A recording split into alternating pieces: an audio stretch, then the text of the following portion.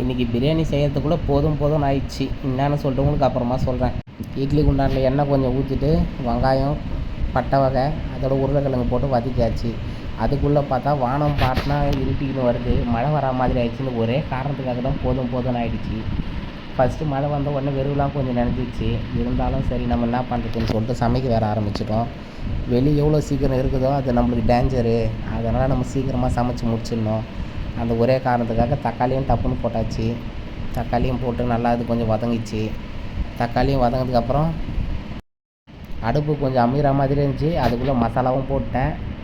மசாலான்னு பார்த்தீங்கன்னா மிளகாத்தூள், உப்பு, சீரகத்தூள் லைட்டாக, இது 3 மட்டும் தான் நம்ம பிரியாணிக்கு மசாலாவே சேர்க்குறது. அப்போ தான் அந்த ஸ்மெல்லு நல்லாயிருக்கும்.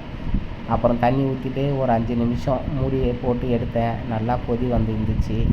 நல்லா ஆயில் தனியாக பிரிஞ்சு வர மாதிரி இருக்கணும். இப்படி நல்லா அது கொதி வந்ததுக்கப்புறம் லாஸ்ட்டாக என்ன பண்ணால் மழை வருமானு பார்த்துக்கினே இருந்தோம். மழை வந்தால் மாட்டிப்போமோ என்னவோ. இன்னும் ஒரு 5 நிமிஷம் மட்டும் மழை வராமல் இருந்தால் பரவாயில்ல, நல்ல வேலை மழை வரல. பிரியாணி செஞ்சு முடிச்சாச்சு. சாப்பிட்டோம், முடிச்சிட்டேன்.